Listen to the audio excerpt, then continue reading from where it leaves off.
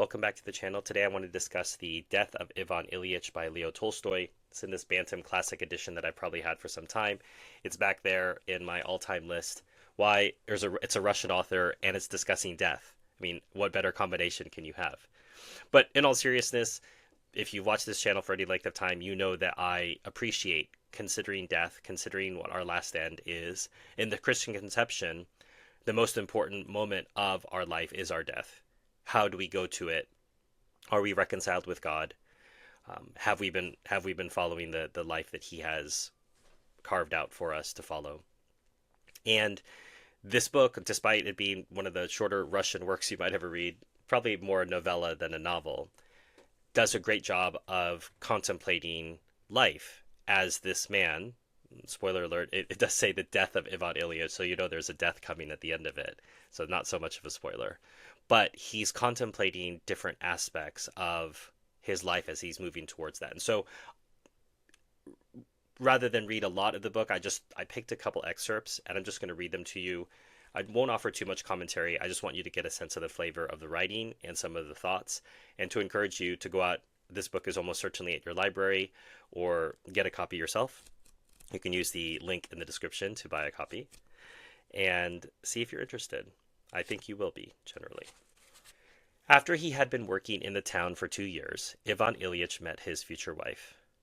Praskovya Fyodorovna Mikhail was the most attractive, intelligent, and outstanding young lady of the set in which Ivan Ilyich moved.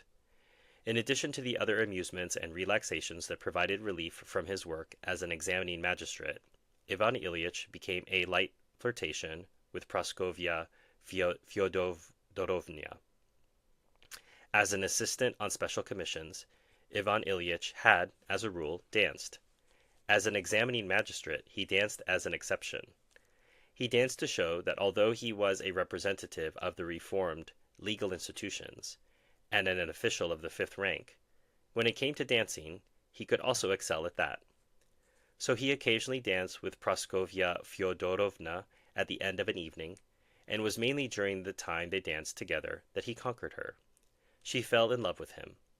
Ivan Ilyich had no clear and definite intention of marrying, but when the girl fell in love with him, he asked himself, really, why shouldn't I get married? Praskovya Fyodorovna came from a good family and was quite attractive. She also had a little money. Ivan Ilyich could have counted on a more illustrious match, but even this one was quite good. He had his salary, and her income, he hoped, would bring in an equal amount. It would be a good alliance. She was a sweet, pretty, and extremely well-bred young woman. To say that Ivan Ilyich married because he fell in love with his fiancée and found her sympathetic to his views on life would be as mistaken as to say that he married because the people in his circle approved of the match. Ivan Ilyich married for both reasons. In acquiring such a wife, he did something that gave him pleasure, and, at the same time, did what people of the highest standing considered correct. And so Ivan Ilyich got married. I'm just going to pause for a moment. I wonder how many people in life have gotten married because it's what it was expected of them, not because it's something they actually wanted. The preparations for marriage and the first period of married life, with its conjugal caresses, new furniture, new dishes, new linen, the period up to his wife's pregnancy, went very well, so that Ivan Ilyich began to think that marriage would not disrupt the easy, pleasant, cheerful, and respective life approved of by society, a pattern he believed to be universal, that would even enhance such a life. But during the first months of his wife's pregnancy, something new, unexpected, and disagreeable manifested itself, something painful and unseemly, which he had no way of anticipating and could do nothing to avoid. For no reason at all, so it seemed to Ivan Ilyich, de gaieté du cœur, as he told himself, his wife began to undermine the pleasure and propriety of their life. She became jealous without cause, demanded he be more attentive to her, found fault with everything, and created distasteful and ill-mannered scenes. At first Ivan Ilyich hoped to escape from this unpleasant state of affairs by preserving the same carefree and proper approach to life that had served him in the past. He tried to ignore his wife's bad moods, went on living in a pleasant and easy-going fashion, invited friends over for cards, and made an effort to get away to his club or his friends' homes. But on one occasion his wife lashed out, at him with such fury and such foul language, and persisted in attacking him every time he failed to satisfy her demands, apparently having resolved not to let up until he submitted, that is, until he stayed home and moped as she did, that Ivan Ilyich was horrified. He realized that married life, at least with his wife, was not always conducive to the pleasures and proprieties of life, but, on the contrary, frequently disrupted them, and for that reason he must guard against such disruptions. Ivan Ilyich tried to find some means of doing this. His work was the one thing that made any impression on Praskovya Fyodorovna, and so he began to use his work and the obligations it entailed as a way of combating his wife and safeguarding his independence. With the birth of the baby, the attempts to feed it, and the various difficulties, the real and imaginary illnesses of mother and child, which Ivan Ilyich was supposed to sympathize with, but failed to understand, his need to fence off a world for himself outside the family became even more imperative. To the degree that his wife became more irritable and demanding, Ivan Ilyich increasingly made work the center of gravity in his life. He grew more attached to his job and more ambitious than before. Very soon, within a year after his wedding, Ivan Ilyich realized that married life, though it offered certain conveniences, was in fact a very complex and difficult business, and that to do one's duty to it, that is, to lead a proper, socially acceptable life, one had to develop a clearly defined attitude to it, just as one did with respect to work. And Ivan Ilyich developed such an attitude. Of married life he demanded only the conveniences it could provide: dinners at home, a well-run household, a partner in bed, and above all a veneer of respectability which public opinion required. As for the rest, he tried to find enjoyment in family life, and if he succeeded was very grateful, but if he met with resistance and querulousness, he immediately withdrew into his separate, entrenched world of work and found pleasure there. Ivan Ilyich was esteemed for his diligent service, and after 3 years he was made assistant public prosecutor. His new duties, the importance of them, the possibility of indicting and imprisoning anyone he chose, the publicity his speeches received, and the success they brought him, all this further enhanced the appeal of his work. Other children were born. His wife became more and more petulant and irascible, but the attitude Ivan Ilyich had adopted towards domestic life made him almost impervious to her carping. After serving for 7 years in this town, Ivan Ilyich was transferred to another province as public prosecutor. They moved, they were short of money, and his wife disliked the new town. Although his salary was higher, the cost of living was greater. Moreover, 2 of their children had died, and so family life became even more unpleasant for Ivan Ilyich. Praskovya Fyodorovna blamed her husband for every setback they experienced in the new town. Most of the topics of conversation between husband and wife, especially the children's education, brought up issues on which they remembered having quarreled, and these quarrels were apt to flare up again at any moment. All they had left were the rare periods of amorousness that came over them, but these did not last long. They were merely little islands at which the couple anchored for a while before setting out again on a sea of veiled hostility, which took the form of an estrangement from one another. This estrangement might have distressed Ivan Ilyich had he felt it should not exist, but by now he not only regarded it as a normal state of affairs, but as a goal he sought to achieve in family life. That goal was to free himself more and more from these disturbances, to make them appear innocuous and respectable.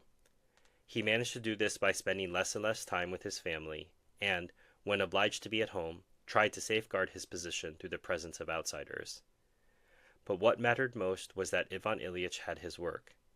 His entire interest in life was centered in the world of official duties, and that interest totally absorbed him. The awareness of his power, the chance to ruin whomever he chose, the importance attached even to his entry into the courtroom and manner of conferring with his subordinates, the success he enjoyed both with them and his superiors, and above all, his own recognition of the skill with which he handled cases.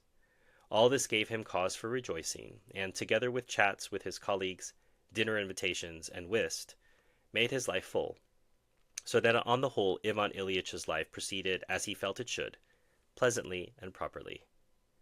He went on living this way for another 7 years. His daughter was then 16 years old, another child had died, and one son remained, a schoolboy, the subject of dissension.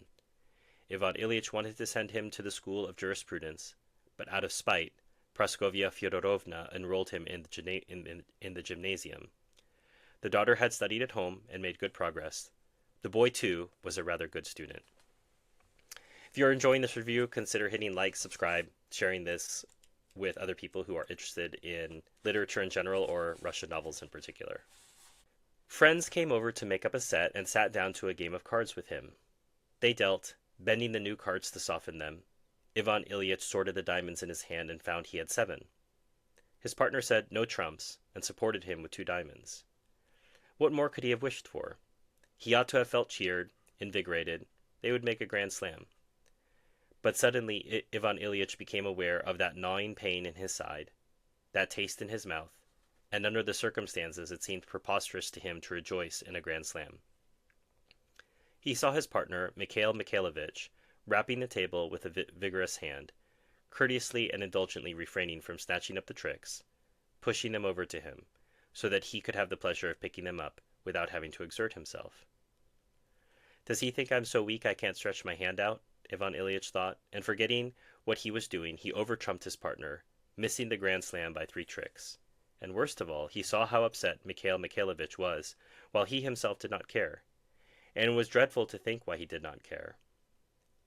They could see that he was in pain and said, "We can stop if you're tired. Rest for a while." Rest? Why, he wasn't the least bit tired. They'd finished the rubber. They were all gloomy and silent. Ivan Ilyich knew he was responsible for the gloom that had descended, but could do nothing to dispel it. After supper his friends went home, leaving Ivan Ilyich alone with the knowledge that his life had been poisoned and was poisoning the lives of others, and that far from diminishing, that poison was penetrating deeper and deeper into his entire being. And with this knowledge, and the physical pain, and the horror as well, he had to go to bed, often to be kept awake by pain the greater part of the night. And the next morning he had to get up again, dress, go to court, talk and write, or if he did not go, put in those 24 hours at home, every one of them a torture. And he had to go on living like this, on the brink of disaster, without a single person to understand and pity him. There's still more to go in the text, so obviously the only spoiler is that he dies, but the journey of this novella is understanding and having insight into how someone builds a life and what death means within that context. And I think it's always important, as I said at the beginning of the review, to reflect on death, so I can only strongly recommend it to you. If you'd like to buy a copy of the book, there's a link in the description. That's one of the ways that you can support this channel. You can support the channel for free by hitting like and subscribe, sharing this with people who might be interested in literature in general, or book reviews on YouTube. If you want to thank me for this presentation, there's links to Buy Me a Coffee and PayPal below.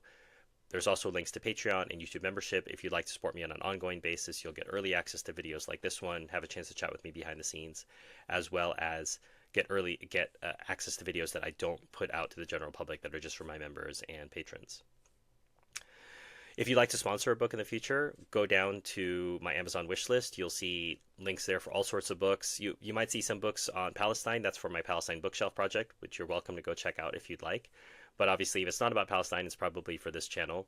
And if you buy the book, send it my way. I'll do my best to review it in a timely manner, and it's an easy way for you to sponsor our work. Until next time, enjoy your reading.